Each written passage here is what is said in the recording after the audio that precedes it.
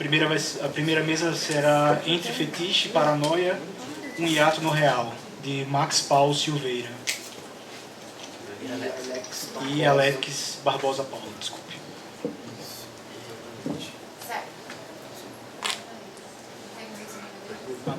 O Max Paulo Silveira é do SEI, Rio de Janeiro, e Alex Paulo Barbosa Paula é da Universidade Federal Fluminense, do Rio de Janeiro também.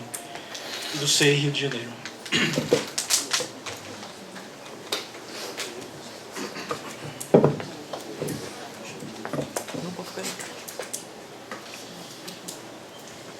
Bom dia.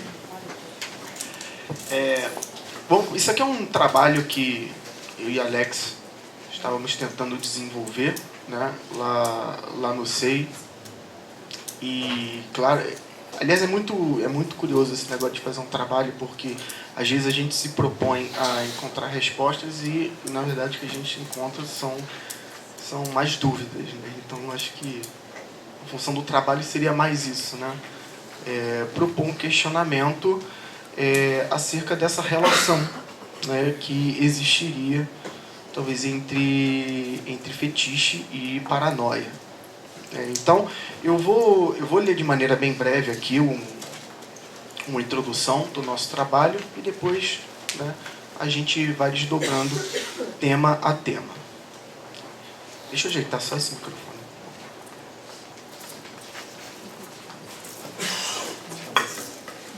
Foi? É que preciso olhar, então o microfone tem que estar bem baixo.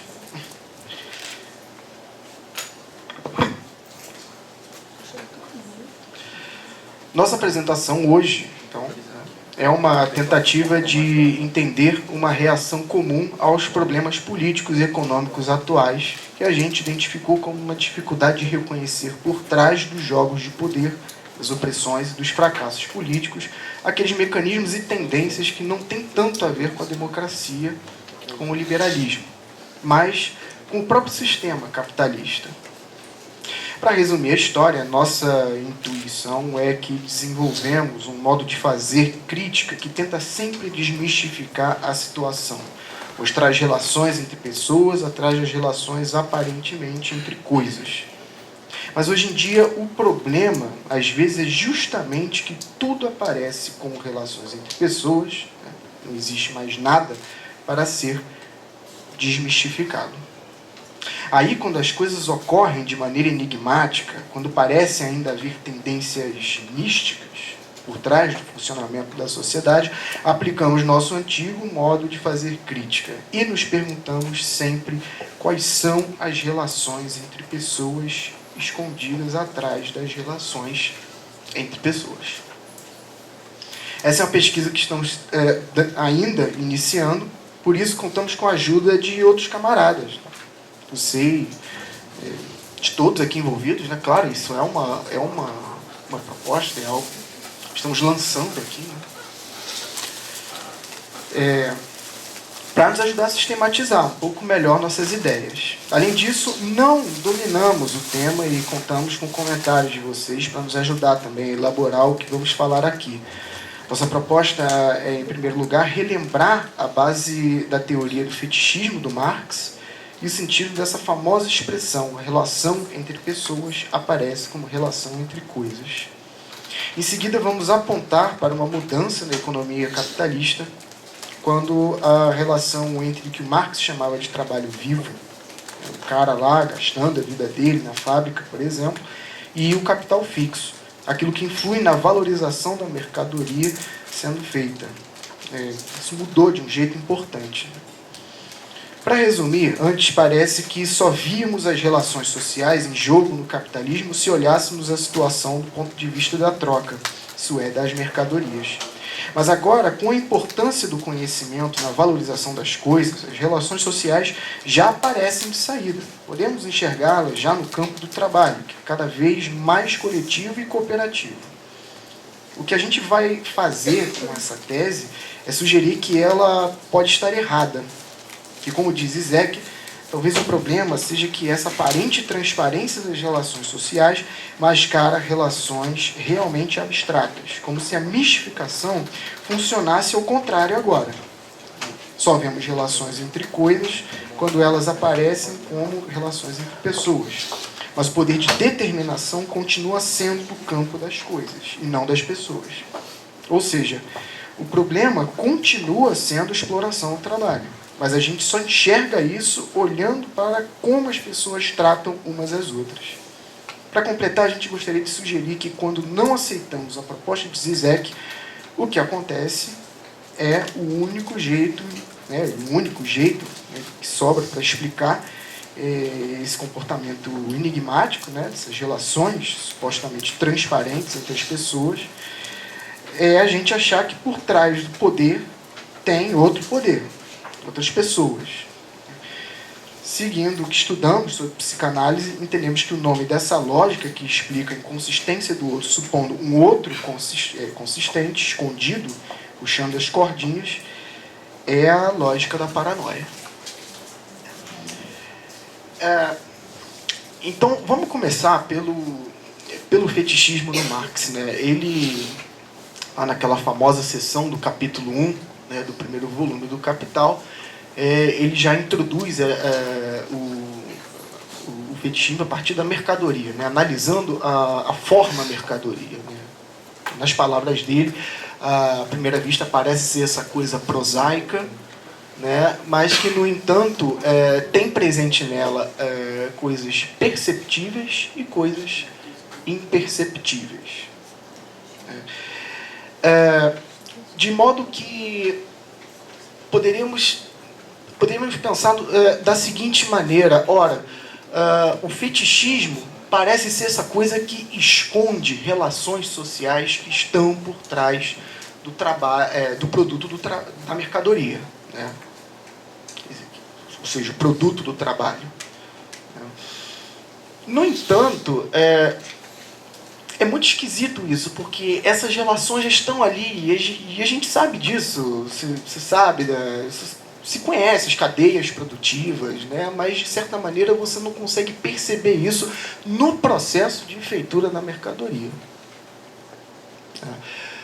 No entanto, quando a gente observa a mercadoria por esse prisma, que seria do valor do uso, do trabalho individual, trabalhador ali na sua lida, na lida ali do cotidiano, de sua feitura, parece um trabalho isolado, individual.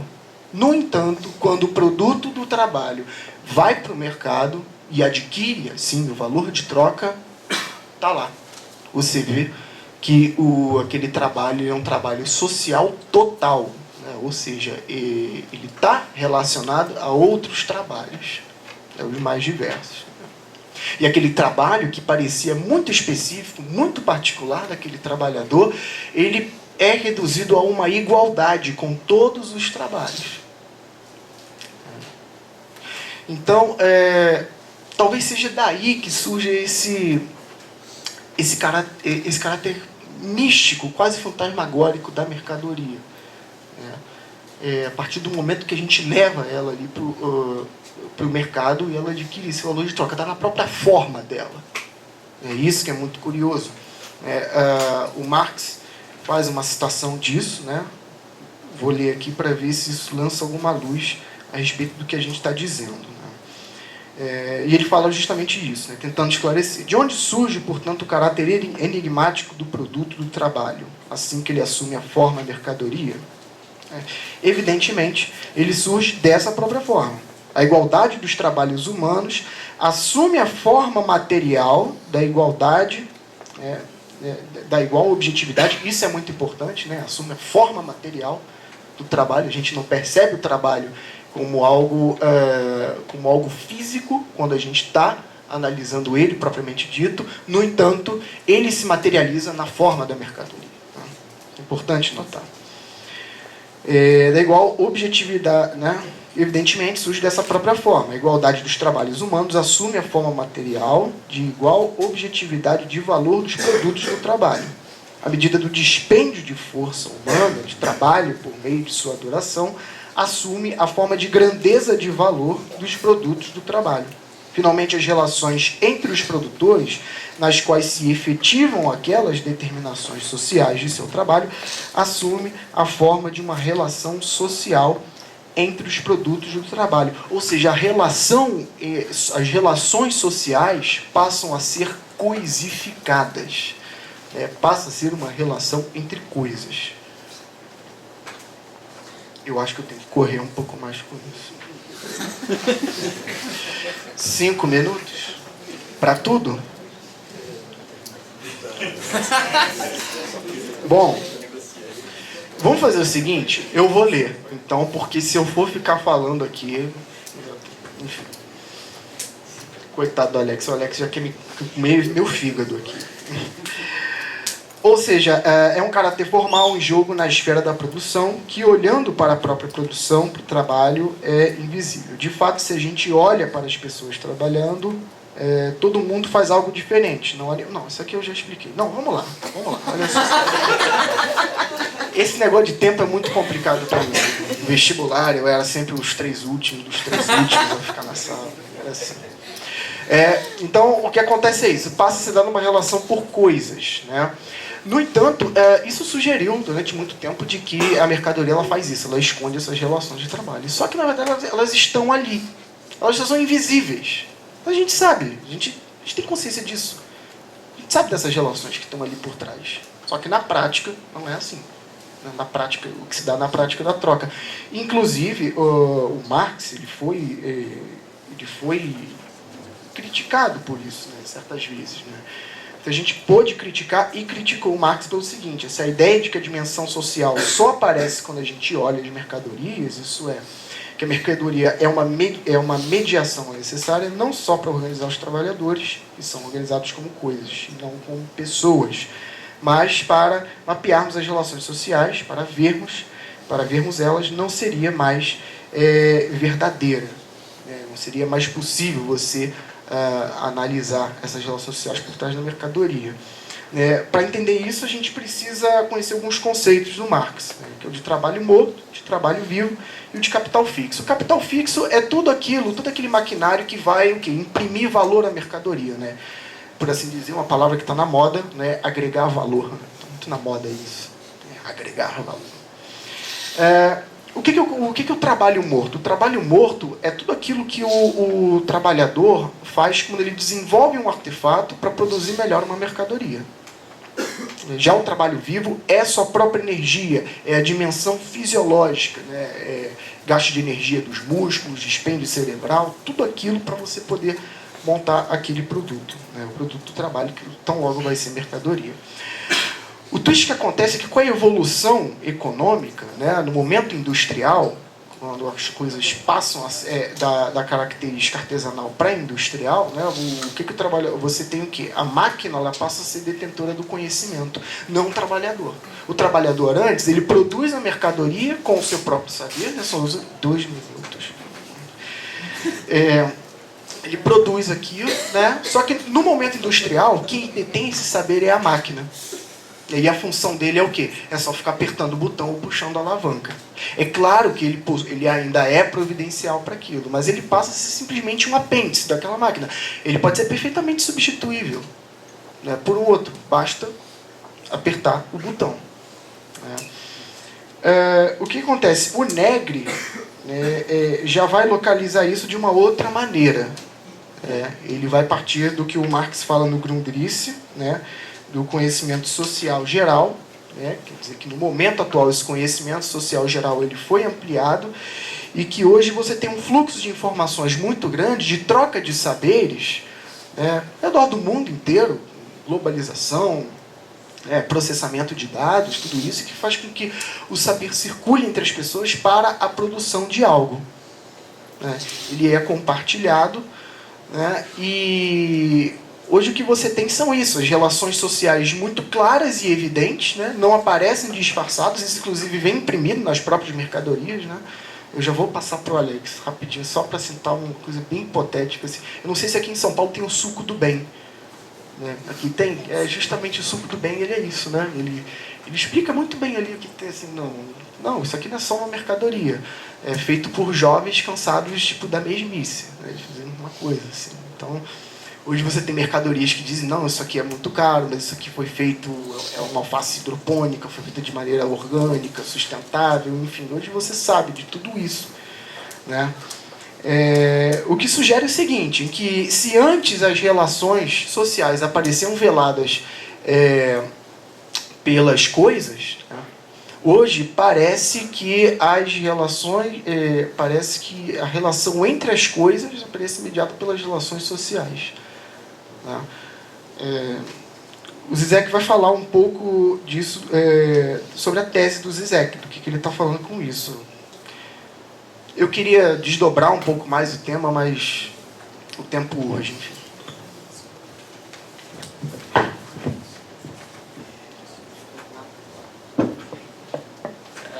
Agora eu já tenho 1 minuto para falar a tese do Zizek.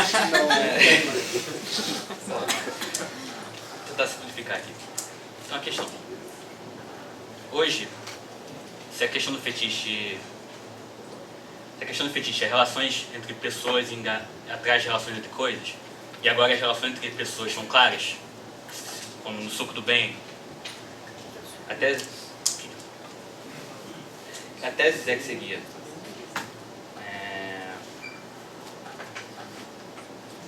O que o Zizek questiona é essa vida criativa que parece ser livre de influência da forma do valor capitalista só se torna visível com as marcas da propriedade intelectual se ela já não estaria sendo determinada por aquilo que só vemos depois, quando assumimos o ponto de vista do Estado. O curioso que torna visível assim não são as relações entre pessoas, ocultas atrás de relações entre coisas, mas o contrário. Zé conclui assim: isso significa que precisamos inverter a referência ao fetichismo em que as relações entre pessoas aparecem como relações entre coisas, e se a produção de vida direta, celebrada por arte negra, fosse ela mesma facilmente transparente, e se, ali, as relações invisíveis entre as coisas verdadeiramente materiais do capital aparecessem como relações diretas entre pessoas. Ou seja, a gente precisa bolar uma maneira de pensar o fetichismo que fosse capaz de criticar a aparência de personalidade, de concretude, das relações imediatas. Das relações imediatas, não para revelar as relações entre pessoas, escondidas atrás, mas as relações abstratas entre coisas. É o que o filósofo e economista Postone chama de teoria da dominação abstrata, ou impessoal. Quando tentamos ser materialistas e olhar para a realidade real por trás das abstrações do capitalismo, acabamos nos mistificando. Então, aí ainda nos chamamos de marxistas. Eu simplifiquei um pouquinho o texto, mas basicamente isso. A gente vê essas relações entre pessoas como se elas fossem reais, a concretude real, e talvez só esteja escondendo realmente relações entre mercadorias. Ainda são relações entre mercadorias, da mesma maneira do que antes, mas a gente acredita que são relações entre pessoas. E a consequência disso é um ato de paranoia, né? Então, o que a gente vem pensando aqui, quando a gente se confronta com essa situação, sem ter uma teoria de como é que é, atrás da vida imediatamente social, se escondem relações realmente abstratas, essas sim reais, o que acontece é que a gente só tem uma opção. Atrás de relações entre pessoas, só pode estar oculto, mas relações entre pessoas. Ou seja, se uma teoria com um grupo de pessoas tem poder sobre a outra, uma teoria sobre as relações entre pessoas, afinal, não consegue explicar coisa alguma. A única maneira de resolver essa inconsistência é criar uma teoria mais abrangente, onde essa inconsistência é, na verdade, prova do poder de um outro grupo de pessoas, mais oculto e secreto. Tipo Illuminati, não sei. O filósofo Frederick Jameson chama isso de mapeamento cognitivo. A nossa tentativa de dar conta da complexidade abstrata do capitalismo tende a esbarrar no fato de que qualquer mapa que reduza as abstrações ao concreto, que tente revelar quem são os agentes dessa confusão toda, acaba mistificando mais do que esclarecendo a situação. Estou acabando. Mas isso na forma de um esclarecimento. Afinal, achar nomes de pessoas, de organizações responsáveis pelo que acontece parece bastante mais esclarecedor do que falar em tendência decrescente da taxa de lucro, ou crise cíclica, ou o que seja. Na verdade, a própria ideia de exploração é difícil de mapear, pois demanda que a gente pense em termos muito contra-intuitivos, dando prevalência para relações entre coisas sobre a relação entre pessoas, numa época que isso parece ser coisa antiga. E cada vez mais pensamos nos problemas do nosso mundo em termos de relações de poder, opressões, etc.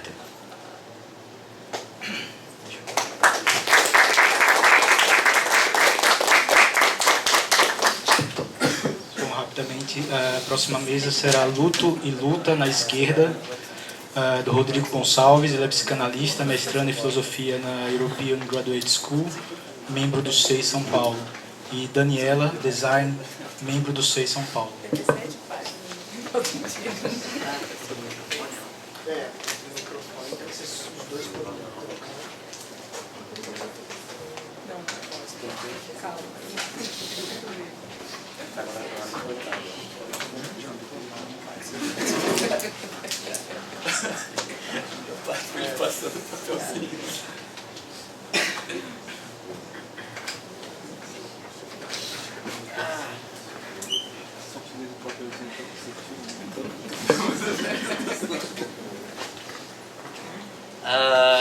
Gente, bom dia. Isso é uma fala, o resultado de uma investigação, de conversas, inquietações que partiram disso aí, e a gente formalizou nessa pequena fala, eu e Dani. Vamos lá. Luta e luto na esquerda. O momento político atual do país, embora possa parecer para olhares desatentos, enquanto tempos de mudança, tempos que acenam para algo fundamentalmente novo que se desdobra em nossa realidade, sob uma análise um pouco mais dedicada, passa a se mostrar, parecer mais e mais como uma cena reprisada de uma novela ou um remake de um filme ruim, de horror. E mais sério do que isso, com pouquíssimos elementos propriamente novos em seu horizonte. Mesmo que os personagens em questão possam parecer diferentes dos tantos outros que encenaram essa mesma cena ao longo da nossa história, os papéis apresentados diante dos olhos dos telespectadores nos é estranhamente familiar.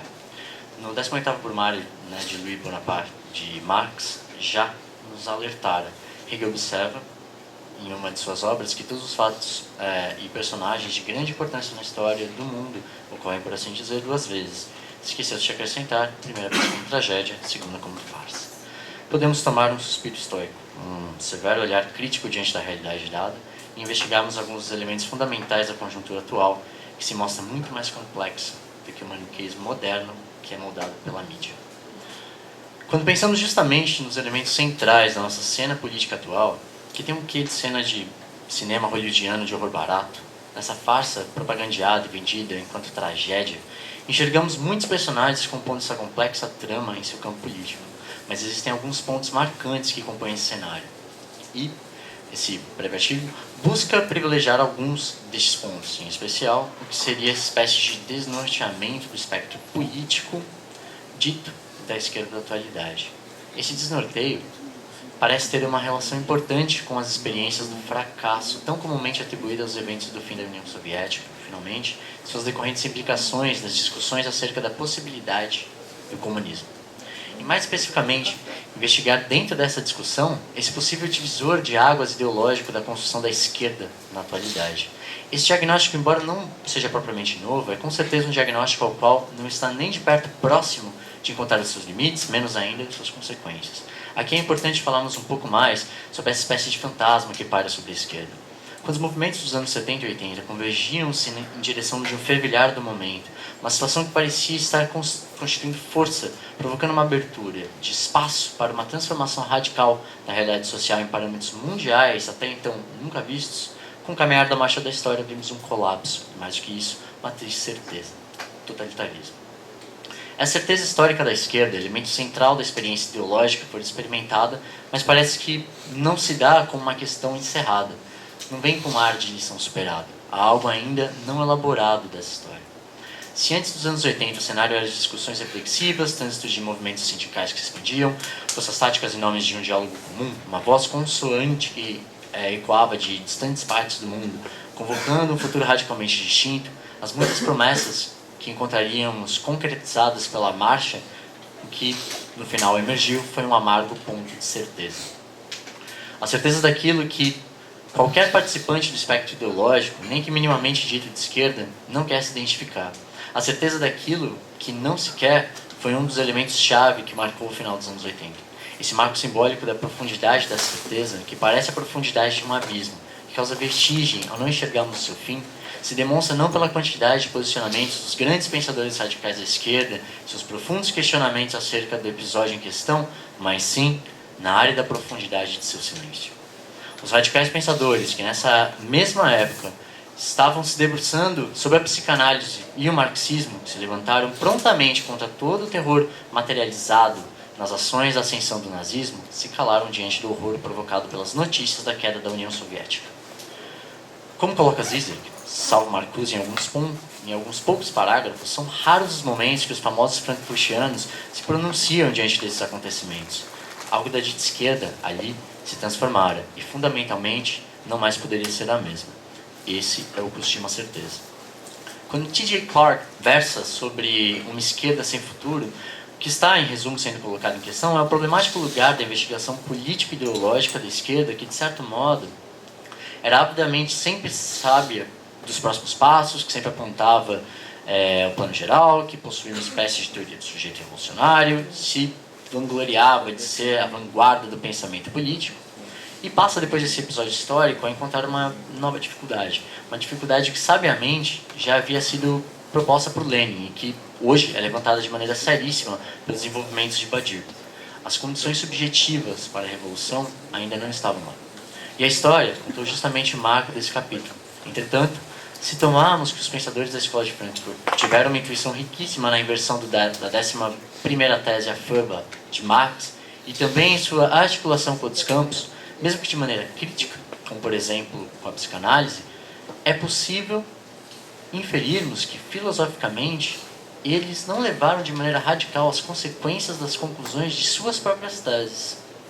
A retomada da aposta no pensamento, quando a prática e a transformação não permitiram os fins revolucionários da derrubada do capitalismo, foi o passo dado pela primeira geração dos frankfurtianos, uma lição aprendida e reformulada por pensadores contemporâneos, como por exemplo Zizek, Badiou, Rancière, que, diferente dos subsequentes pensadores da própria escola, encontram formulações diametralmente distintas e radicais para a atualidade. Encontramos nesses pensadores elementos investigativos da ideia, sem temer discutir o fracasso, sem se furtar em pensar a União Soviética e, menos ainda, sem problemas em questionar a esquerda atual. A preocupação central do horizonte político do pensamento desses autores, é claro, trata-se do compromisso com a hipótese comunista. Sendo assim, nos valendo da leitura de Zizek acerca da melancolia e ato, podemos lançar luz à nossa questão da esquerda. O grande outro lacaniano, Zizek, o grande outro lacaniano não designa apenas as regras simbólicas explícitas que regulam a interação social, mas também a até intricado das regras implícitas não escritas. Uma regra desse tipo na academia radical da atualidade diz respeito à relação entre luto e melancolia. Na nossa época permissiva, em que a própria transgressão é apropriada e até encorajada pelas instituições dominantes, a doxa predominante apresenta-se em regra como a transgressão subversiva. Se quisermos identificar a tendência intelectual e hegemônica, devemos simplesmente procurar a tendência que afirma representar uma ameaça sem precedentes à estrutura hegemônica do poder. Com respeito ao luto e à melancolia, a doxa predominante é a seguinte: Freud opôs o luto normal, aceitação bem-sucedida da perda, à melancolia patológica, em que o sujeito persiste em sua identificação narcisista com o objeto perdido. Contra Freud, devemos afirmar a primazia conceitual e ética da melancolia. No processo de perda, há sempre um resto, que não pode ser integrado pelo trabalho do luto, e a fidelidade definitiva é a fidelidade ao resto. O luto é um tipo de traição, o segundo assassinato do objeto perdido, enquanto o sujeito melancólico permanece fiel ao objeto perdido, recusando-se a renunciar o seu apego a ele. Temos nessa breve passagem uma articulação importante acerca de luto e melancolia, ferramentas originalmente psicanalíticas, que mostram-se vitais para pensarmos o caráter da instituição política, a dificuldade enfrentada por alguns indivíduos com o dito fracasso e, finalmente, o enfrentamento desse fantasma que paira sobre o espectro ideológico da esquerda. O primeiro questionamento que deveríamos sustentar é: o que é a elaboração de um luto, se essa elaboração se fizer em nome da adaptação do indivíduo, resignando ao social neoliberalista, logo, redirecionando seu próprio sofrimento e delegando para a distância? Por certo, uma espécie de luto sem filtro crítico, ou então um luto, em termos clássicos na psicanálise, é eticamente problemático, pois, como assina Zizek, a melancolia oculta o fato de que o objeto é faltoso desde o princípio, que seu surgimento coincide com sua falta. O objeto nada mais é que a posição, nada mais é do que a positivação de um vazio, falta, um ente puramente anamórfico que não existe em si. Em suma, o enlutado faz luto pelo objeto perdido e mata-o pela segunda vez, por intermédio da simbolização de sua perda. Já o melancólico não é simplesmente aquele que é incapaz de renunciar ao objeto. Ao contrário, ele mata o objeto uma segunda vez. Trata-o como perda, antes que o objeto seja perdido de fato. Dessa maneira, observamos, por essa articulação do luto e melancolia, alguns elementos dinâmicos correlatos ao cinismo político e ao niilismo passivo, que se presentifica naqueles antigos militantes descrentes na viabilidade da esquerda, classicamente nostálgicos pelos esquerdismos, e também naqueles que dão tratamento de perda nesses fracassos. Entretanto, o que temos nessa articulação são também os passos eficazes para uma reflexão diferente da situação que situa o vazio em seu núcleo, logo permitindo o encontro, em outros termos, com esse antigo fantasma, justamente na aposta da criação do novo da hipótese comunista. Aqui cabe outro ponto vital para a discussão, que está na ressignificação de Badiou deste fracasso. Ele diz: muitas serviram de ponto de partida para desenvolvimentos matemáticos do longuíssimo alcance, embora não tenha conseguido resolver o problema em si, mas foi fundamental que a hipótese não tenha sido abandonada durante os 3 séculos em que foi impossível demonstrá-la. A fecundidade desses fracassos, de sua análise, de sua consequência, estimulou a vida matemática. Nesse sentido, o fracasso, desde que não provoque o abandono da hipótese, é apenas a história da justificação dessa hipótese. Por conseguinte, compreendemos que o que está de fato sendo colocado em questão diz também da experiência subjetiva, diz de alguns elementos hoje componentes centrais do cenário ideológico da esquerda, seus desgastes, dificuldades, tropeços, e para além disso, como elementos da psicanálise possuem um aporte teórico para orientar essa espécie de preparação subjetiva, ou até mesmo implicação subjetiva no trabalho de ressignificar e preparar condições para esse possível novo no cenário político. Fruto dessa equação, temos o que seria a possibilidade de pensar um modo de luta que não tampone automaticamente vazio, que não se obriga sempre a colocar um band-aid sobre a angústia. Há uma exigência de reinventar a modalidade de luta que hoje vai em linha com a potência transformadora da ação do pensar e da crítica ideológica, sem se cristalizar ou petrificar frente às dificuldades da atualidade. Uma modalidade de luta advinda da ideia, que consiga pensar na possibilidade de organização sem se aterrorizar com o fantasma de Stalin brotando do canto da sala das reuniões dos coletivos, justamente porque eles se mostram abertos para pensá-lo. E gostaríamos de encerrar essa fala citando a obra de Badiou. Em primeiro lugar, dar uma sólida existência subjetiva à hipótese comunista. Essa é a tarefa que nossa Assembleia de hoje cumpre à sua maneira. E, eu quero dizer, é uma tarefa exaltante, combinando as construções do pensamento, que são sempre globais e universais, e as experimentações de fragmentos de verdades, que são locais e singulares, mas universalmente transmissíveis. Podemos garantir a nova existência da hipótese comunista, ou melhor, da ideia comunista, nas consciências individuais. Podemos inaugurar o 3º período da existência dessa ideia. Nós podemos, ou devemos. Obrigado.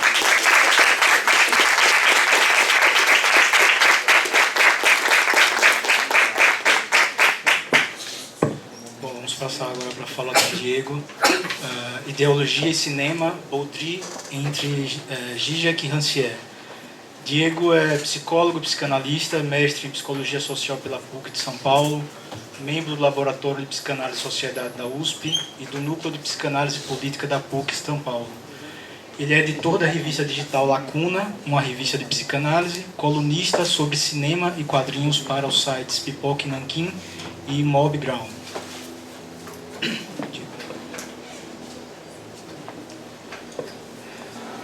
Bom dia. Esse título era o título do texto que eu queria escrever e ele é o título do texto que eu não escrevi. Quando eu comecei a escrever esse texto, eu escrevi um outro texto que eu poderia chamar agora de Cinema, Ideologia entre Ficção e Documentário.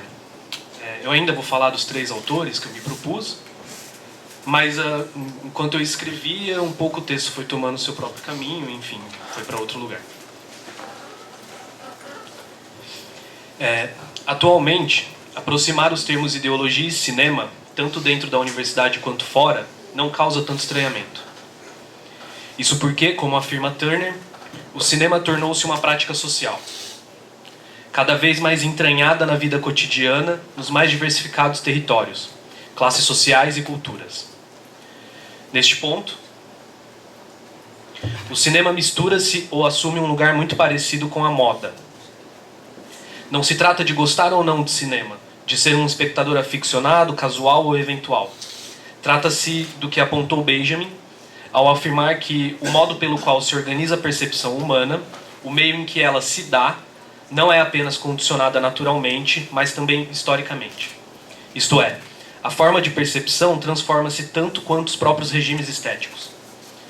O cinema, como uma das grandes transformações do regime estético do século XIX, está imbricado, também do século XX, enfim, está imbricado com a política, principalmente no que ainda opera hegemonicamente na manutenção daquilo que conhecemos como ideologia dominante. Assim como na produção daquilo que acaba por ficar conhecido como cinema militante, experimental, vanguarda ou independente. A minha fala hoje busca apontar um elo perdido entre dois filósofos, o Zizek e o Rancière, que, munidos da teoria psicanalítica, produzem atualmente reflexões sobre a experiência cinematográfica e que tiveram sua importância reconhecida tanto pelo campo da teoria do cinema quanto pelo público acadêmico em geral. Então, eu tenho que fazer uma ressalva aqui, que eu deixei a psicanálise um pouco de lado, porque eu trabalhei esses dois autores, na verdade esses três autores, eles são reconhecidos na teoria do cinema como os psicanalistas. Eles são os psicanalistas, o Christian Metz também, e mais alguns outros, mas esses três principalmente, eles entram dentro da história da teoria do cinema como a vertente psicanalítica da teoria do cinema. E por isso que eu trago eles, e eu trago mais como a ponto de teoria de cinema onde eles falam, onde eles escrevem. O que estou chamando de elo perdido é justamente a teoria do dispositivo cinematográfico do escritor francês Jean-Louis Baudry. O nome de Baudry vive na penumbra da história francesa das décadas de 1970 e 1980. E Baudry faleceu no ano passado, né? Mas produziu uma ruptura, apesar de estar na penumbra, né? Produziu uma ruptura bastante importante na teoria do cinema com a publicação de 2 artigos sobre cinema, ideologia e psicanálise. Porém, devido à limitação de tempo e para que essa apresentação não vire uma tentativa frustrada de explicar os conceitos presentes em cada um desses autores, vou me ater em explicitar os argumentos principais dentro de uma linha argumentativa que vem me convocando a reflexão e que tem por enigma as relações entre ideologia, ficção e documentário. A teoria do dispositivo, do Baudry, contém algumas das articulações mais provocativas e singulares sobre a problemática entre ideologia e cinema, já que compreende a ideologia como vocação fundamental do dispositivo cinematográfico. Tal noção é oposta a qualquer utopia ou elogio do dispositivo técnico cinematográfico, pois põe em questão a constante promessa de um estilo mais verdadeiro e dirige seu ataque às premissas do cinema em geral, examinando mais a fundo as condições do espectador. Em resumo, o dispositivo cinematográfico consiste de todos os elementos, processos técnicos necessários para a confecção de um filme e, por consequência, para o estabelecimento de uma experiência cinematográfica. Os elementos do dispositivo são diversos e vão da roteirização até o momento de exibição. São eles: luz, câmera, película, roteiro, ou o que no cinema é conhecido como decupagem, montagem, projetor, tela e o espectador. O Baudry coloca o espectador como um elemento do dispositivo cinematográfico, técnico, né? Dispositivo técnico cinematográfico. Estes elementos caracterizam-se por serem indispensáveis para a confecção de um filme, assim como se espera que os mesmos desapareçam do produto final. A experiência mostra que é possível abrir mão da montagem cinematográfica em um determinado caso, ou que o truque de fazer a câmera que filma aparecer no próprio filme é um artifício que já foi revolucionário. Mas o cinema clássico hegemônico, aquele que ainda move bilhões de dólares mensalmente, busca o apagamento total dos elementos que constituem o próprio dispositivo. Quando vemos um filme, na esmagadora maioria das vezes somos privados de lembrar que tudo que se passa na nossa frente é um jogo de luz e sombra, cores, sons, gravados em uma película de filme ou gravados na memória de um HD, né? Enfim, atualmente, com informações codificadas. Somos dissimulados para a realidade de que cada ator ou atriz chora seu monólogo olhando no olho de uma câmera, de que as falas e cenas foram escritas por um roteirista, ou de que é o trabalho da montagem que faz o ator sair da rua e entrar em uma casa, quando na realidade a gravação da rua aconteceu 15 dias depois daquela que ele entrou no estúdio na casa, enfim, né? A montagem pode fazer com que a gente seja iludido quanto a cronologia de como as coisas foram filmadas. Até mesmo esquecemos que olhamos fixamente para uma tela em branco durante 2 ou 3 horas seguidas, né? Onde as luzes e as fumaças, enfim, fazem o seu show. E por fim, não sabemos que o ponto de vista a partir do qual somos espectadores pode ter sido previsto e delimitado antes mesmo de se iniciar as gravações. A grande sacada aqui está na inclusão do espectador como elemento do dispositivo. Trata-se de um processo de antecipação lógica de um sujeito que vê, ouve, sente e pensa. O êxito da experiência cinematográfica depende da construção a priori de uma posição privilegiada de espectador. Há uma série de identificações pelas quais o espectador será alienado na ficção narrativa.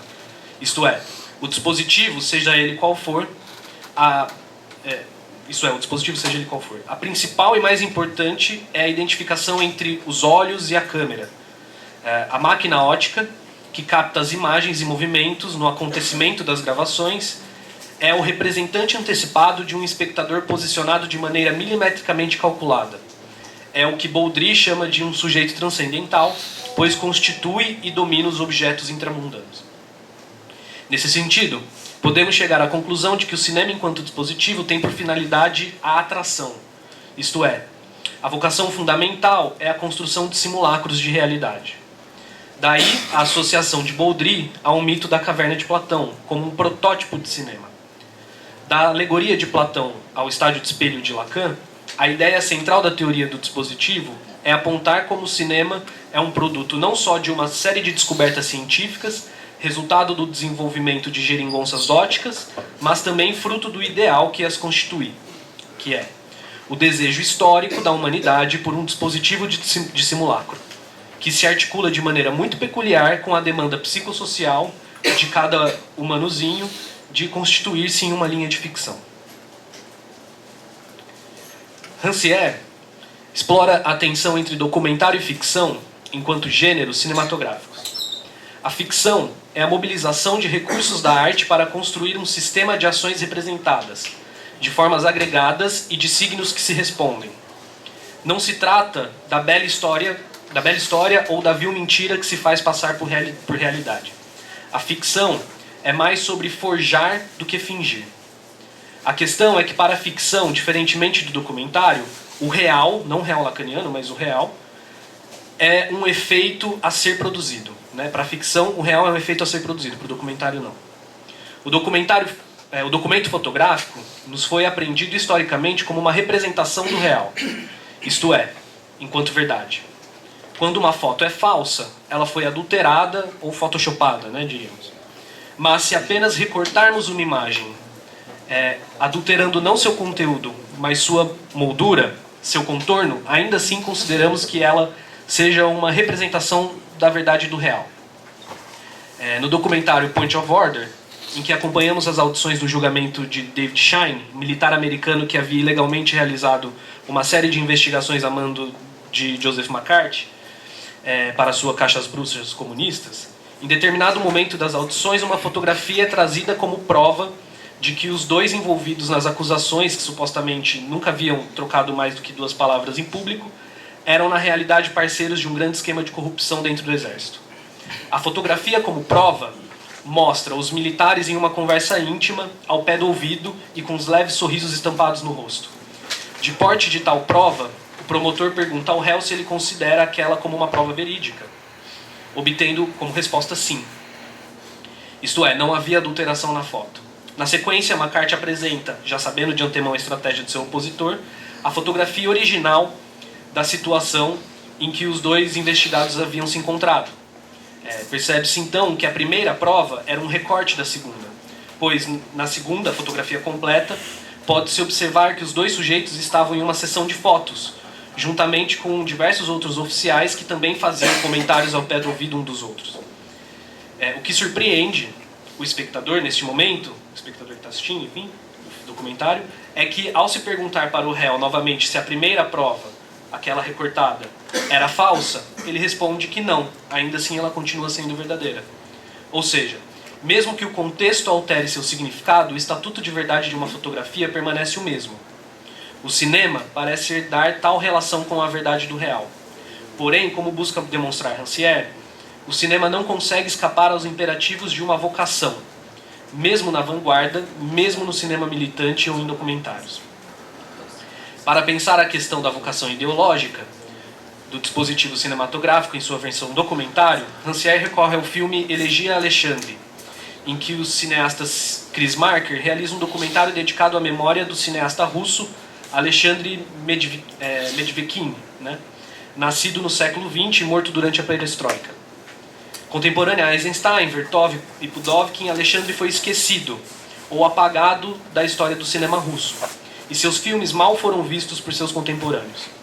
O documentário não conserva a memória desse cineasta. O documentário não conserva a memória desse cineasta, pois em algum aspecto ela nunca existiu. O que a película faz é construir uma memória sobre Alexandre Medvedkin, né? Então ela constrói uma memória. Para tanto, o filme encadeia entrevistas, cenas filmadas na Rússia moderna, cenas de filmes americanos sobre Stalin e cenas de filmes russos sobre Stalin, cenas do encoraçado Potemkin e cenas dos próprios filmes de Medvedkin, né? Do Alexandre. A ideia é reconhecer a memória como ficção, no sentido em que é forjada, não através da história do cinema, mas através das histórias do cinema russo. A Elegia a Alexandre é uma história, da história que está dentro da história, pois faz uso do roteiro, da montagem e de diversos elementos do dispositivo para simular a história de Alexandre. Assim como a história do sovietismo, do cinema russo, de Stalin e de Lenin, sem ao menos mencioná-lo no filme, através da figurabilidade imposta às representações. Segundo a hipótese de Rancière, até os documentários cinematográficos poderiam ser denominados de ficção, devido à contrariedade da fábula cinematográfica, o que caracteriza o gênero ficcional enquanto um modelo... uma pergunta, né? O que caracteriza o gênero ficcional enquanto um modelo singular de se narrar a história? O tempo está acabando, enfim, eu não vou conseguir terminar essa parte, mas eu vou entrar nela, que aí qualquer coisa a gente pode discutir mais. Não é novidade que Zizek fala sobre cinema, e como se não bastasse suas publicações que versam diretamente sobre o tema, podemos encontrar em quase todas as suas publicações de livros, artigos e a inserção de filmes como argumentação. Filmes e cinema estão constantemente presentes em seus argumentos e geralmente de maneira instrumental, realizando certa leitura dos filmes como sintomas. Ele explica as ideias freudianas e lacanianas mais do que discutir as problemáticas relacionadas à experiência cinematográfica em si. No livro Tudo o que você queria saber sobre Lacan, mas nunca se atreveu a perguntar ao Hitchcock, o filósofo organiza uma tentativa de trazer para um cineasta que é um cineasta hollywoodiano a possibilidade de entender em alguns recortes que você faz da ficcionalização uma outra história, uma história sobre a ideologia na modernidade ou a ideologia na pós-modernidade. Eu vou encerrar por aqui, eu espero que tenha dado para pensar algumas coisas, principalmente sobre aquilo que a internet chamou de roteiro sobre a nossa política, que é um roteiro melhor do que House of Cards, enfim, de pensar como os fatos podem ser construídos dentro de uma história de ficção. E parece que, para mim, assim, parece que a esquerda tem perdido esse jogo, assim, o jogo de poder apostar na ficção, de poder apostar nos filmes ruins de terror como uma forma de desconstruir o outro lado, assim. Obrigado.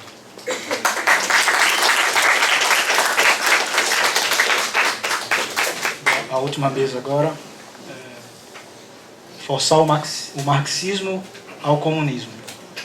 José Mauro Garbosa Júnior, da UEMP e do SEI, e Maiara Pinho, USP SEI.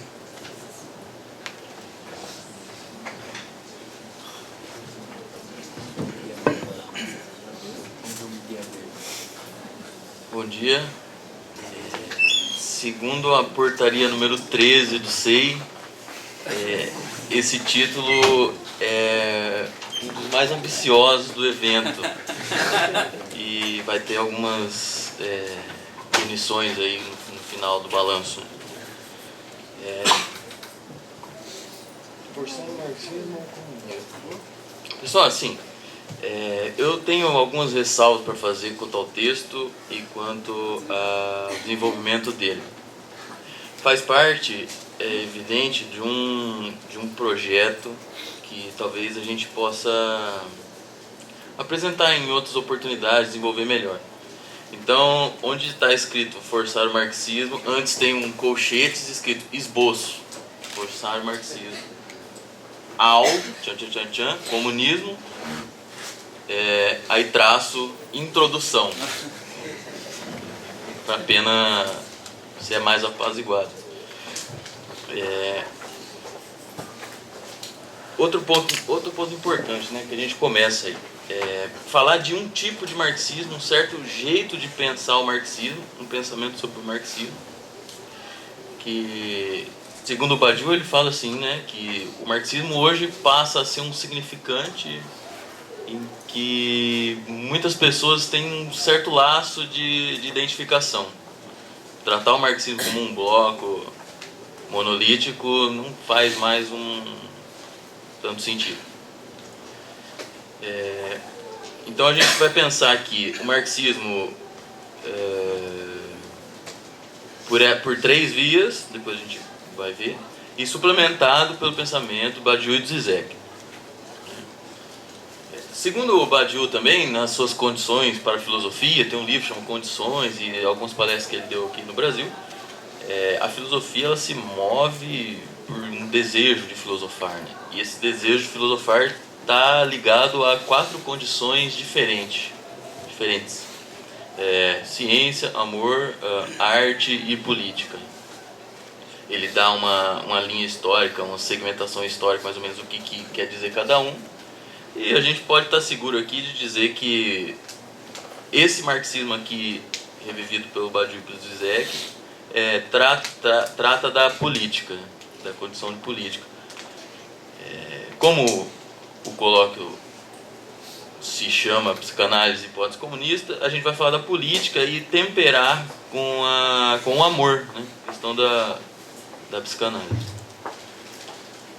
Portanto, é um marxismo que está temperado politicamente e amorosamente. Não é um marxismo mais ortodoxo. Outra coisa também que é importante frisar é a ideia de forçamento. Um conceito que o Badiou constrói na sua teoria e que eu sinceramente não sei. Eu vou usar aqui forçar e forçamento como uma ideia ordinária, uma ideia corriqueira, uma ideia comum. De espremer o que tem a teoria para tirar algum produto. Então tá, vamos tentar ver se a gente consegue. Eu tive 3 meses atrás, 4 meses atrás, uma conversa e falei ao amigo meu que o marxismo, para ele se renovar, para ser criado alguma coisa, algum elemento surgir, precisava fazer uma passagem de 3 elementos importantíssimos para o marxismo que custa caro. O primeiro elemento é uma relação e uma marcação de distância entre o pensamento do Althusser, que certas frentes do marxismo são relegados, são não falados, são até como tabus, né? O segundo é o envolvimento do marxismo, em certa medida, com a psicanálise e agora atualmente com a psicanálise lacaniana. E o terceiro é o xodó da moçada, Hegel. Vamos ver o que vai dar. Então, a ideia é assim, tentar pensar uma estrutura de pensamento que esteja amarrada borromianamente, da maneira mais simples possível, que é aquela figura que a gente chama de nó borromiano, né? São 3, né? Lógico que o nó pode ser mais complexo, mas essas 3 figuras, pensar em nó. como o companheiro Gabriel Tupinambá disse certa vez, resolver o nó da coisa. Então, cada campo tá ligado, romanamente, Althusser, Lacan e Hegel. A gente tem que fazer tentar desenhar essa figura, né? Tá. Esses nomes são nomes próprios. Outra coisa que é importante no pensamento do Badiou, né? Trabalhar com nomes próprios para fazer um segmento de reta que envolva a ideia e o projeto do que tem a ver esse nome próprio por trás. Quando a gente fala que o Lenin governou a União Soviética em 1918, estou igual a Fernando, em 1918, não foi o Lenin que governou em 1918, mas foi um pensamento Lenin que envolve a pessoa física dele, mas envolve outras coisas. Então, quando eu falo de Althusser aqui, eu quero envolver o marxismo como um todo, né? Tanto na frente político-revolucionária, que vai desde o Lenin, Stalin, por que não, e Mao Tse Tung, né? E o Marx e o Althusser, do Marx até o Althusser, Marx, Engels, Althusser. Esse é o primeiro campo, esse é o primeiro círculo do nó. O outro círculo, que é Lacan, o segmento de reta vai de Freud a Lacan, basicamente. E o Hegel, fica um pouco complicado a questão do segmento de reta, porque, segundo o Zizek, no Menos Que Nada, lá na edição brasileira, na introdução, ele fala, é possível ainda ser hegeliano, né? E aí ele tem uma tese bacana, que fala que a gente ainda não fez o luto do Hegel, né? Talvez não dá para falar em pós-hegeliano e tal, né? Tem um rabo preso aí, né? Então o Hegel não tem segmento de reta, o Hegel é Hegel e Hegel. Por isso é o xodó que eu falei para você. Tá. Aí como é que eu pensaria, eu estava tendo essa ideia de pensar esse forçamento. O forçamento é o seguinte, a gente vai tentar fazer uma volta horária aos círculos. Então, pressupõe que não tem começo nem fim, mas a gente tem que partir de um ponto para retornar a ele. Então, é o seguinte, por exemplo, a gente pega um campo, atravessa outro campo e tem um produto desse que pode servir para esse terceiro. É muito comum no pensamento do Zizek acontecer essa questão. Lá no Sublime Objeto da Ideologia, na introdução, ele fala assim, né? O objetivo desse texto é salvar o Hegel pela via do Lacan e contribuir para a teoria da ideologia. Então, esse é mais ou menos o pensamento, mas para o Zizek. Para a gente, trata-se do marxismo, o objetivo do comunismo, né? Na ligação com política e amor, e envolver esses três campos. Então, o que a gente pode tirar? Pegar o Althusser, o nome próprio Althusser, atravessar o Lacan e contribuir com o Hegel. Pegar o Hegel, atravessar o Althusser e contribuir com o Lacan. Pegar o Lacan, atravessar o Hegel e contribuir com o Althusser. Essa é mais ou menos a questão que fica. Eu queria que vocês se manifestassem mesmo, porque eu queria entender essa questão assim, para a gente compartilhar.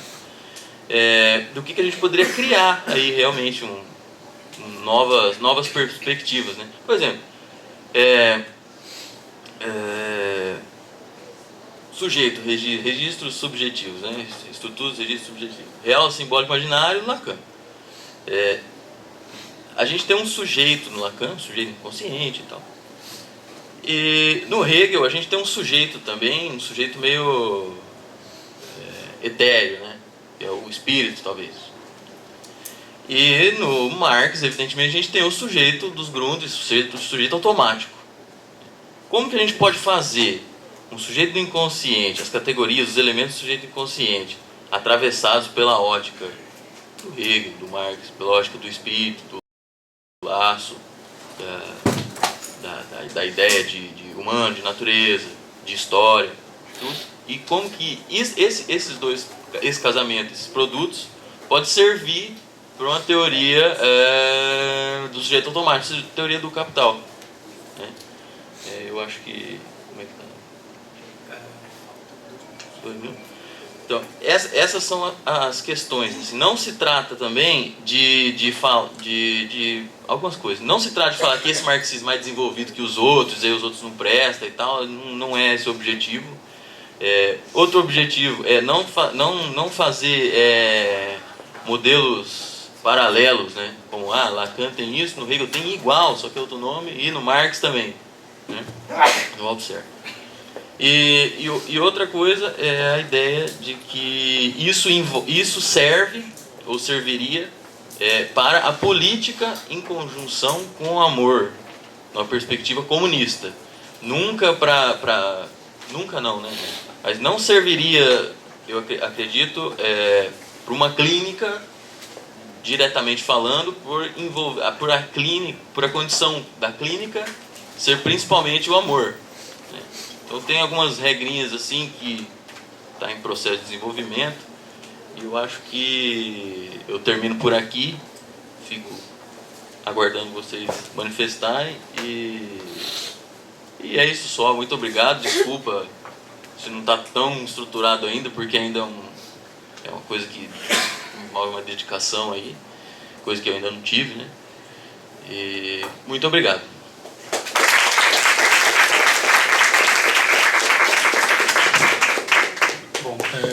Vamos abrir várias perguntas.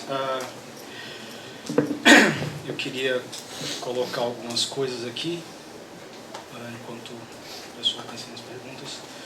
A primeira é para o José Mauro. Depois. A primeira é a seguinte: pegando no que você falou da amarração borromeana desses autores, eu pergunto se justamente o Zizek ele não viria nesse ponto de interseção entre esses autores, incluindo uma teoria de sujeito, justamente no pensamento do Marx, do Hegel, no diálogo desses autores, né, do Marx, do Hegel, do Althusser. Nesse sentido, ele incluiria essa teoria de sujeito de inspiração lacaniana nesses autores e faria justamente essa amarração. É uma questão. A outra, que é muito comum, é justamente essa espécie de aplicação desses autores, como você falou, conceitos clínicos que são aplicados a certos aspectos da cultura, as psicanálises aplicadas principalmente, ou de categorias filosóficas aplicada a um pensamento clínico. Como evitar isso, como lidar com isso? Porque, para mim,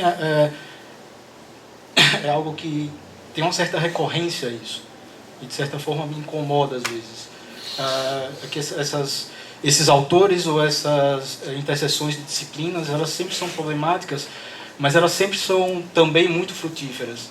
Psicanálise e filosofia, psicanálise e sociologia, filosofia e arte, e os E's sempre são complicados, mas muito férteis também.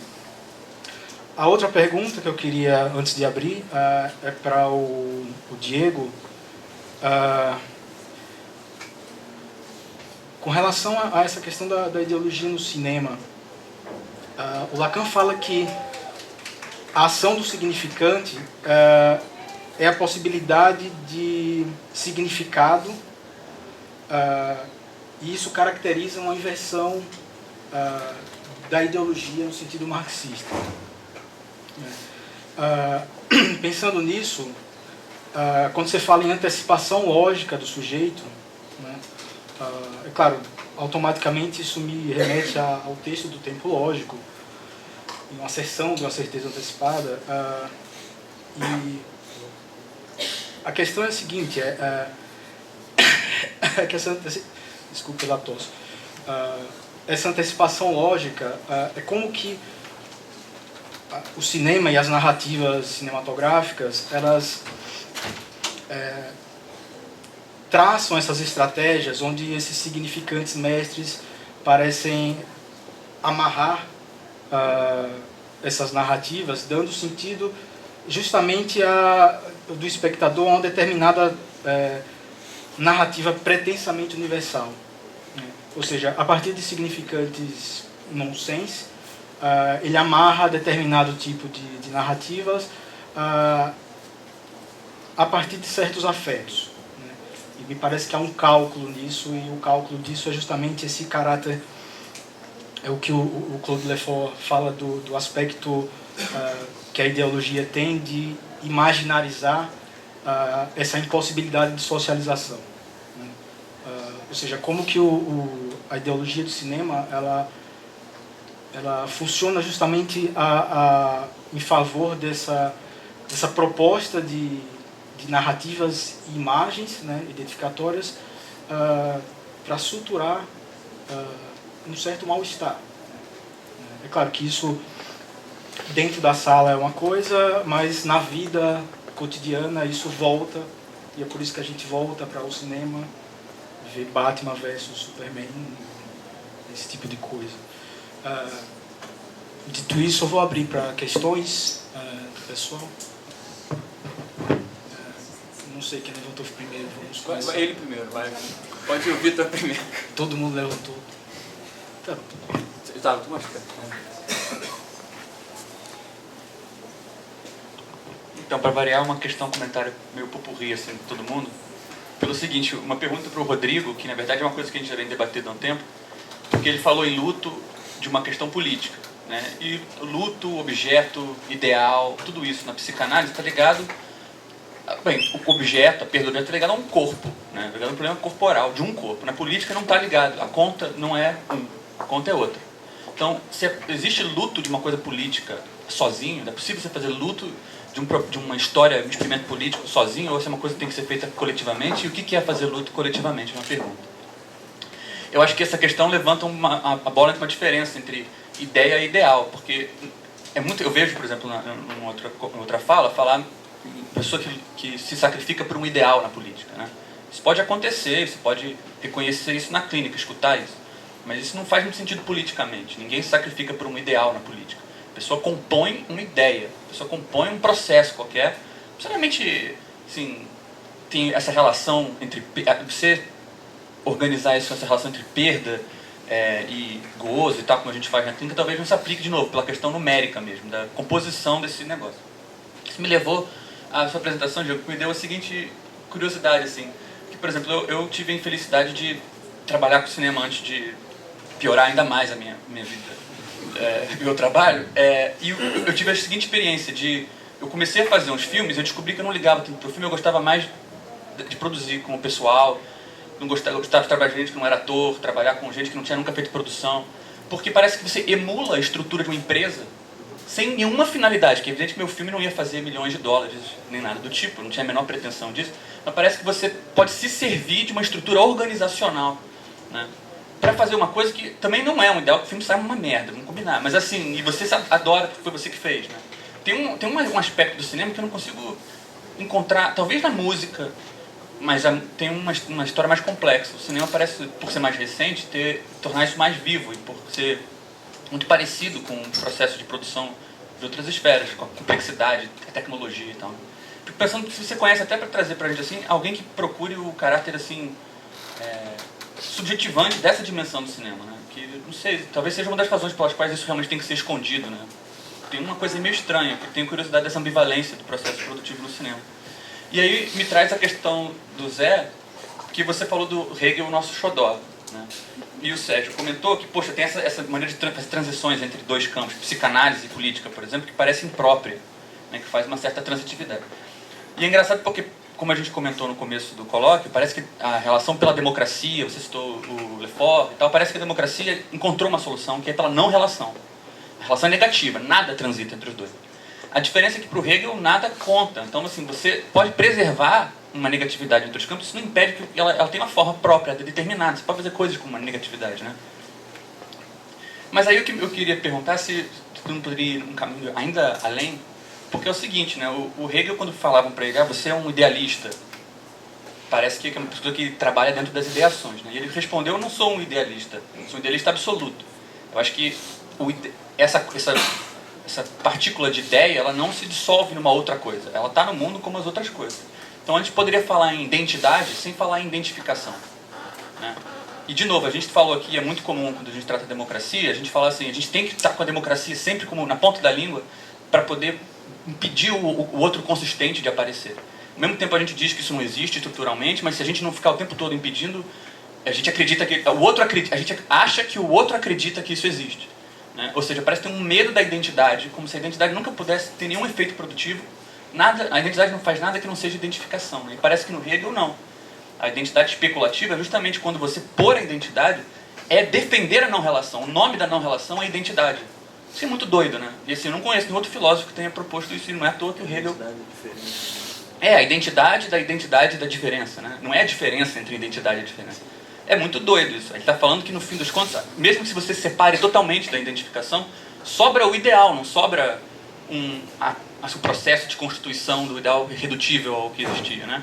Então, assim, parece que nesse sentido ele é o xodó da moçada, porque ele realmente fala assim, ali onde tem uma não-relação, eu posso preservar isso, mas existem nomes, identidades que são o nome da não-relação, né? E eu fico pensando onde é que na psicanálise, sem, de novo, dizer que é o objeto A e o sintoma com TH, onde mais a gente tem alguma outra coisa para falar sobre esse lugar, né? Zé, o que você acha?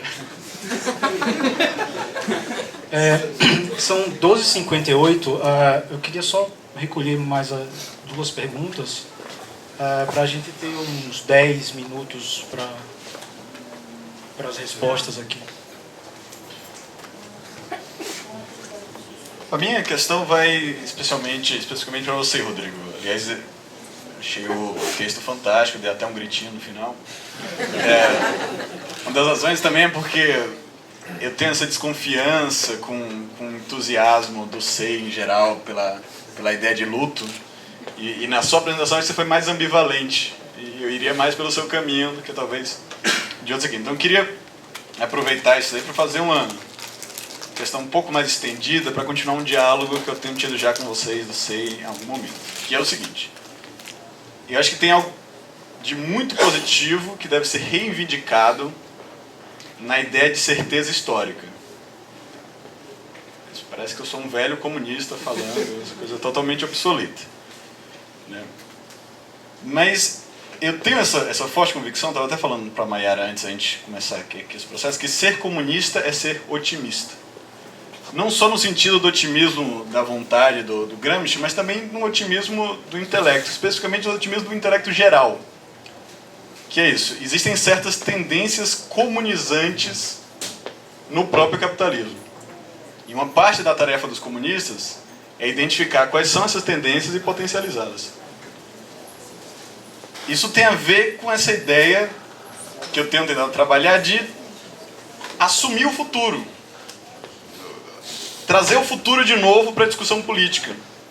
Eu tento fazer isso com essa ideia de futuro comum, que é uma forma de enfatizar ao mesmo tempo que o futuro é comum, mas que o comum é o futuro.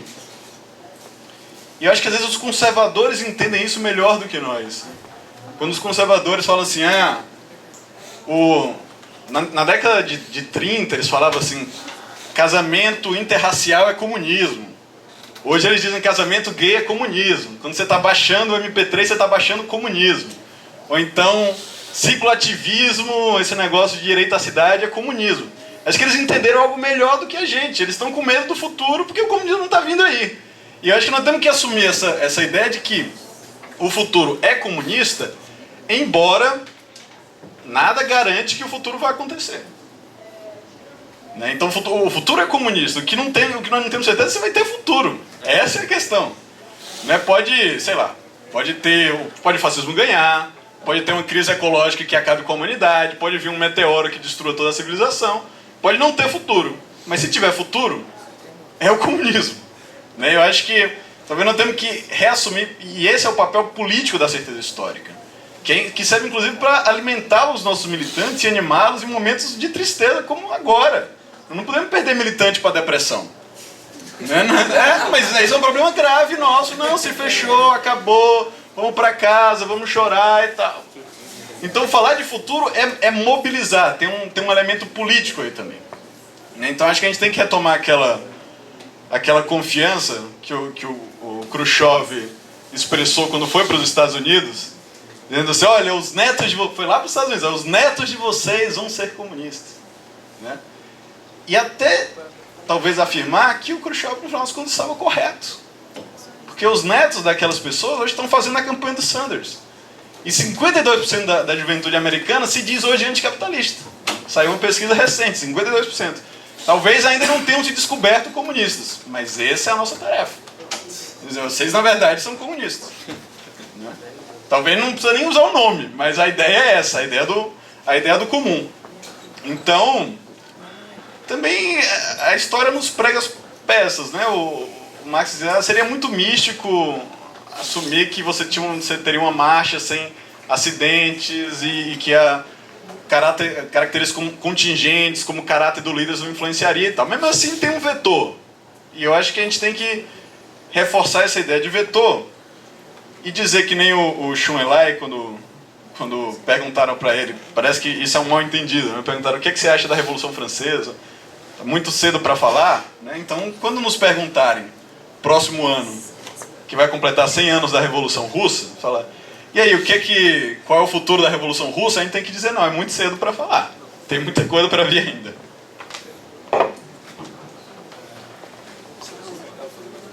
Tem mais uma pergunta. Não vai dar tempo. Já são 1h03, a próxima... É até 1h15? Eu vou fazer uma rodada de respostas e depois Não, mas uma a gente... pergunta já responde tudo, cara. 3 perguntas. Tá bom. Pressão popular.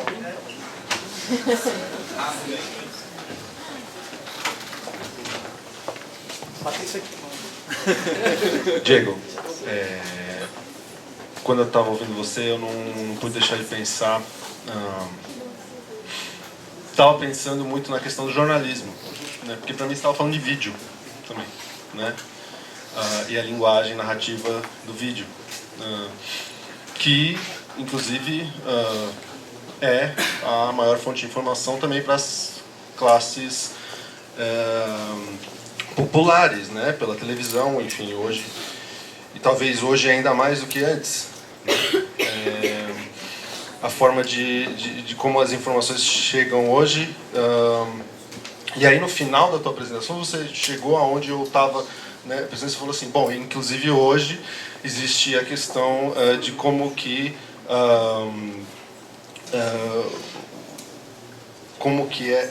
a questão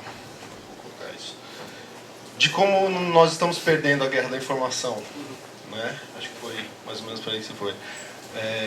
E pela internet, inclusive, a linguagem do vídeo pela internet, enfim, as narrativas construídas pela grande mídia, então, sendo combatidas com outras ficções também, pelo lado da esquerda, eu acredito que tenha sido assim até agora também, no sentido de tentar afirmar, no sentido de afirmações, né? Afirmações contra afirmações, e não uma desconstrução no sentido que você falava do materialismo da construção do cinema, né? Então, bom, aquilo está sendo gravado, é um jogo de luzes, enfim, você está falando da questão material dessa narrativa, enfim. Queria te perguntar se também não foi por aí, né? Que se perdeu muito mais tentando, de uma forma positiva, né, fazer uma guerra contra aquilo, a mentira da informação da grande mídia e tal, e não querendo desconstruir, né? E a internet é uma ferramenta poderosíssima para isso, e eu acho que faltou, né, isso. E a guerra acabou sendo meio que na mesma linguagem ideológica, né, e não na desconstrução da ideologia, né, que eu acho que poderia ter sido uma proposta, que houve também, mas eu acho que talvez não foi suficiente, né, para que isso fosse desconstruído, né, e se isso não seria, enfim, um erro, né, que está sendo cometido, inclusive porque, enfim, a gente sabe que né, o partido que estava no poder até agora também utilizou do marketing político de uma forma muito forte, e o marketing em vídeo, a propaganda política na televisão, enfim, e se isso também não é um caminho que foi equivocado, na sua opinião, inclusive na opinião do Rodrigo também. Porque eu acho que a questão do luto talvez entre um pouco aí, né? Bom, talvez não seja um momento então de, né, se rever todas as posições, enfim, inclusive essas concessões, né, em termos de método também, né, método político, assim, nesse sentido. Obrigado pela... Pergunta rapidinha para o Max, para o Alex. Eu acho que, como bons membros do SEI, vocês têm uma teoria da organização implícita no trabalho de vocês, porque parece que um dos dogmas da esquerda hoje é de que, para solucionar o problema da dominação impessoal, você teria que ter um partido pautado nas relações pessoais. Então, abole uma estrutura forte, rígida, impessoal, e passa a ser um certo clube de partido como colônia de férias, né?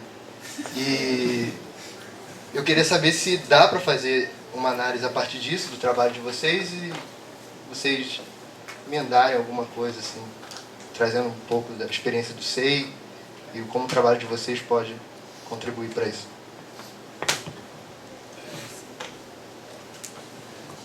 Alguém quer começar? Diego. Eu vou começar respondendo o Gabriel.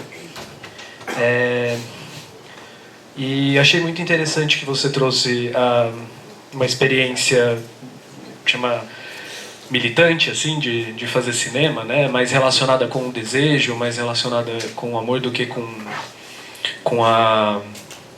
uma política econômica, que é uma coisa que o Boldry deixa de lado. Ele não traz isso quando ele vai falar do dispositivo técnico, ele deixa de lado um pouco, por exemplo, a lógica de distribuição de filmes, a lógica de produção, né, de investimento das grandes da indústria cinematográfica, assim. E você, se eu entendi bem, você disse assim, mesmo que ali juntos pela paixão ao cinema a gente acaba virando uma empresa, parece que o cinema em si ele vai tornando a gente, se eu entendi, não, tá, então de uma preservação, assim, também vale, porque o que eu ia falar era o seguinte. O cinema ele começa lá com os Lumières, enfim, tem toda uma evolução, um desenvolvimento da tecnologia, da ciência, e isso já faz um marco ideológico importante. Então, o desenvolvimento dessa máquina ótica do cinema, ele está dentro de uma história que está incluído o microscópio, está incluída a luneta, está incluída a fotografia, está incluída uma série de dispositivos óticos históricos que falam de uma posição do homem no mundo. Enfim, isso só que diferentemente, então os Lumières eles estavam numa competição com o Thomas Edison e eles ganharam essa competição virando os grandes donos, os primeiros cineastas, os primeiros nomes da história do cinema, porque o Thomas Edison falou, quando a gente construir essa coisa do cinema, esse quinoscópio que chamava, não vai funcionar porque ninguém vai querer comprar isso para levar para casa. E os Lumières, eles enxergaram nisso uma coisa que marca o cinema até hoje, a gente não entende muito bem porquê, que não, isso aqui foi feito para fazer parte do circo. Isso aqui foi feito para ser uma exposição pública na cidade. Isso aqui foi feito, né, o cinema, esse tipo de projeção, gravar as imagens e trazer elas para exibir para as pessoas, isso faz parte dos freak shows. Isso é um jeito de você reunir a comunidade, reunir as pessoas em torno de um desejo comum, assim. Na França, os filmes começam a ser exibidos nos vaudevilles, que era onde tinham os shows de Cancan, onde tinham os shows de mágico, onde se exibia o Garoto Peixe, e aí depois se passava o cinema, se passava um filme, os filmes do Lumière, os filmes da época, que eram mais enxertozinhos do cotidiano e que serviam para espantar as pessoas, né? Como se fosse uma assombração, assim. E, de alguma maneira, essa ideia, apesar do advento da TV, apesar do advento do DVD, apesar do advento dos MP4, enfim, de você poder baixar os filmes na internet, da pirataria, enfim, uma coisa que deveria individualizar essa experiência, vamos dizer assim, que a indústria cinematográfica, para não falar o capitalismo, enfim, a indústria cinematográfica ela conseguiu manter essa lógica de você ter os cinemas, mesmo que seja num shopping, mesmo que seja por preços exorbitantes, enfim, você ainda é uma experiência coletiva, é uma experiência da cidade, né? Existe hoje em dia uma tentativa, principalmente em São Paulo, de trazer de volta os cinemas de rua, mas eu acho que em algum sentido, quando eu vou no cinema, assim, eu ainda estranho um pouco, eu acho um pouco admirável isso de que eu consiga sentar em uma sala escura com um monte de pessoas que eu não conheço para ter uma experiência de algum nível coletivo. Então, acho que o cinema tem essa marca que você traz, assim, de que não é um tipo de arte que você vai lá e faz sozinho. Por outro lado, o Kevin Smith, que é um cineasta moderno, que de alguma maneira ele está na margem de Hollywood, mas ainda está em Hollywood, enfim, assim, ele fala que o cinema, ele tem uma frase que diz sobre o problema do cinema enquanto uma indústria e muito injusta, que o cinema é a única arte que para você se expressar você precisa de 10 milhões de dólares e o Ben Affleck, né? Enfim, e de como ele fica marcado isso desde o início com um tipo de atividade que é muito caro. É um tipo de atividade que depende de você estar alicerçado com a economia, alicerçado com a lógica do que se espera que seja produzido, do que não se espera que seja produzido, enfim. E aí acho que o Baudry ele traz um pouco isso, assim, de que existe nas engrenagens da produção cinematográfica um problema relacionado à ideologia. E eu acho que pra gente, assim, pra gente pensando, e talvez um pouco já respondendo é Gabriel também, né? Que o Baudry ele diz, e os teóricos do cinema têm se revirado com isso desde quando ele publica esses textos nos anos 70, que é assim, e não vai sumir, e dá para ser usado, né?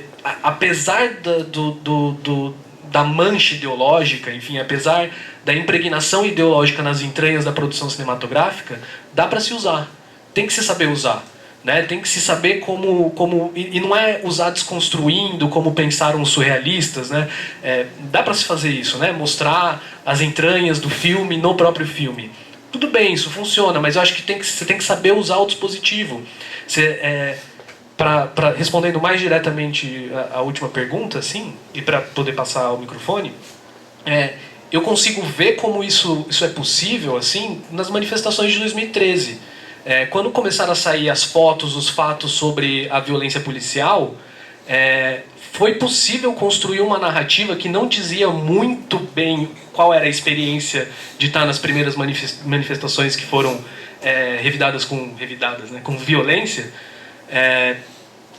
mas se pôde, de alguma maneira, incluir dentro de uma narrativa sobre o lugar da rua na política, o lugar da rua para todo mundo, que de repente todas as pessoas que hoje em dia estão apoiando o golpe do Temer, enfim, estavam apoiando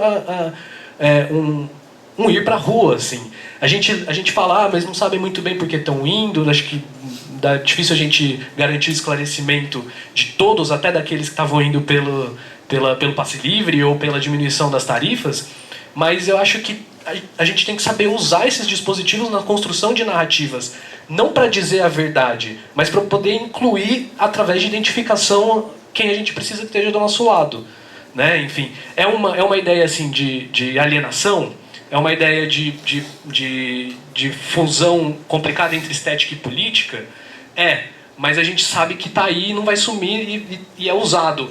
Tem um filme, só para finalizar, que é um filme argentino, eu acho, ou chileno, que chama No, que diz exatamente desse problema, assim, de você usar de uma técnica midiática, de uma técnica de vídeo a favor de um bem comum, enfim, né? Não pela via do esclarecimento, mas pela via de uma alienação e depois o que você faz com isso, né? Enfim, eu acho que é muito difícil a gente abandonar esse recurso ou simplesmente apostar que a desconstrução dele é a saída, assim, de que não exista mais cinema, enfim, porque a gente perde, por exemplo, uma lógica coletiva da cidade, sabe? Uma das poucas que ainda sobrevivem. Então, eu penso mais por aí, assim, enfim.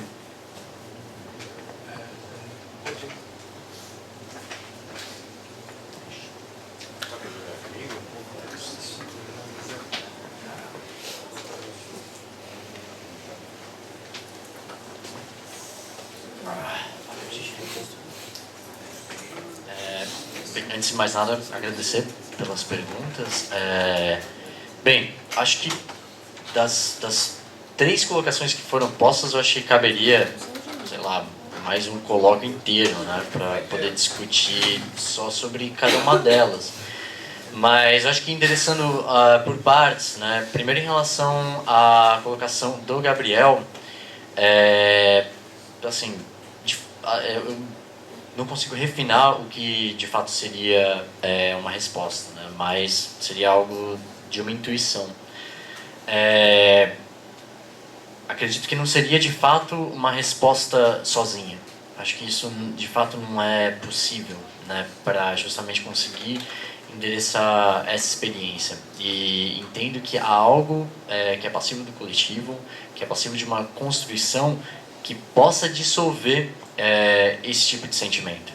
Porque, como você muito bem colocou, a gente está justamente, né, discutindo, né, uma espécie de disjunção, né, ideal e ideia, e tem algo justamente, né, que é diferente do experimentar algo de maneira coletiva, experimentar algo, né, de uma maneira, né, pessoal, né, singular. E acredito que quando nós estamos justamente discutindo o que seria poder enfrentar, né, essa situação entre luto e melancolia, há algo justamente da possibilidade de um processo que ele precisa ser feito de maneira coletiva. E eu acredito que aí a intuição é justamente de como isso pode ser passível de ser construído. E acredito que tem indícios, acredito que tem muito a ver até com grande parte das experiências até do próprio SEI diante disso. E acredito que tem algo desse potencial, né, de criação que precisa sempre ser posto, né, e pensado, repensado, revisto.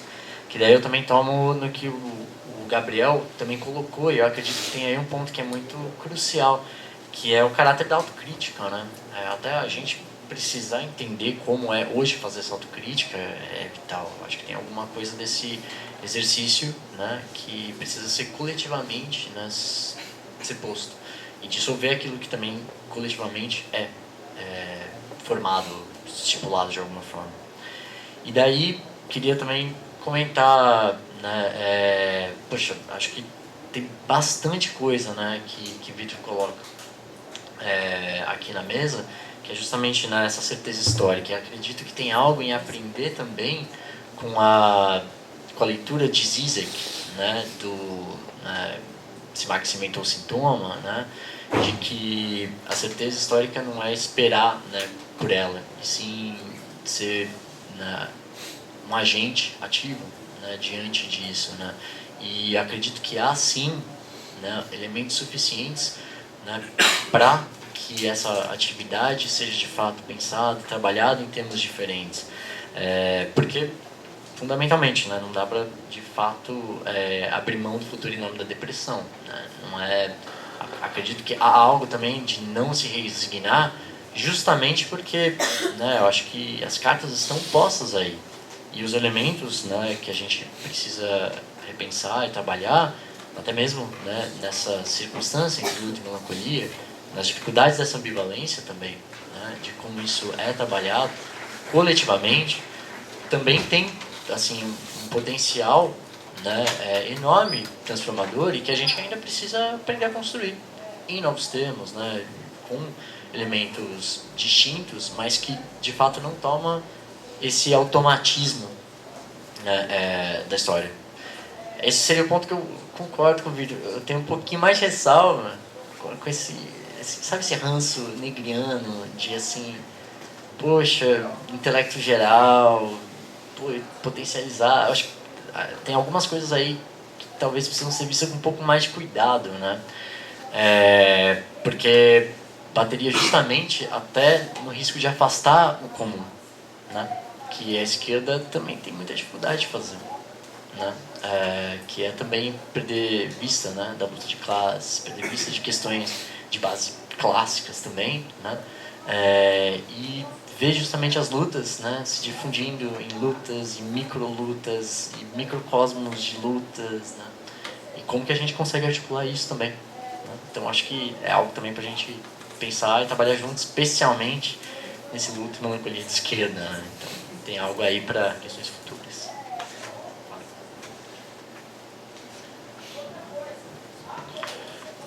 Bom, cadê? Você está aqui. Sobre a pergunta do Arthur, né, sobre a nossa experiência em relação à organização lá no SEI, né, que trata especificamente disso, né, de teoria organizacional, abordado pela ótica do partido, né, político.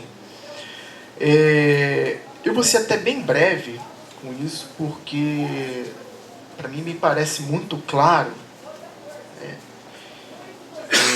a dificuldade que eu tenho em localizar o nosso próprio modo de organização. É assim, porque existe parece uma oposição, né, entre o centralismo do partido, né, aquele partidão clássico, como a gente conhece, dos dirigentes e tal, e também aquela concepção morenista de uma espécie de centralismo democrático, que seria isso, né? Quer dizer, o partido construído da base, né? As decisões do partido construído a partir da base dos militantes, né? E que, de certa maneira, rechaça qualquer tipo de discricionariedade que viria da alta cúpula, né? Vir da alta cúpula seria ouvir justamente a base militante. Eu até hoje tenho muita dificuldade de localizar onde, se é possível também, localizar um modo de organização no SEI. Principalmente porque exige muita disciplina manter o trabalho dentro do SEI. Você tem o seu comprometimento de realizar notas para que as próximas reuniões continuem acontecendo, porque elas sim serão a diretriz, vão balizar, né, o andamento da próxima reunião. No entanto, às vezes a gente não consegue aplicar um rigor mesmo, né, que seria peculiar a uma espécie de centralismo. Não sei se por alguma questão de afinidade, talvez, entre os integrantes, né, e assim não prejudicar o trabalho, porque afinal um integrante, às vezes quando ele falha, com um nível na disciplina, mas ele ao mesmo tempo continua importante. Então, eu ainda tenho muita dificuldade de localizar o SEI quanto a isso. Será que ele estaria mais para uma perspectiva mais morenista, né? Ou então para a lógica clássica do partidão? Nem sei se é o caso de localizar, de apontar, né, para que tendência estaria. Eu sei que aí, como se falar do âmbito da experiência, claro que fica algo muito pessoal. Então, no meu caso, te ensina muito a se cobrar, né? Mas o que é muito interessante é que te ajuda a se cobrar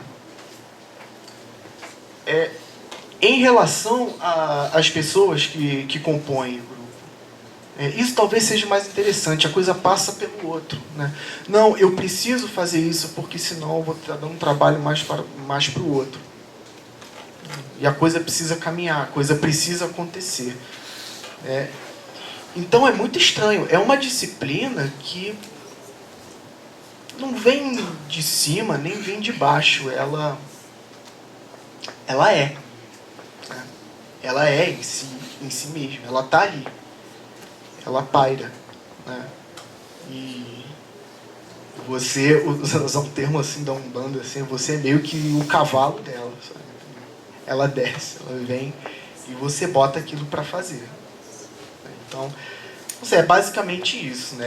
É bem complicado descrever isso, mas é a maneira na qual eu consigo entender a minha experiência com o SEI. Eu não sei o Alex. Não dá tempo mais. Não dá tempo, olha, eu mais uma vez prejudiquei o Alex.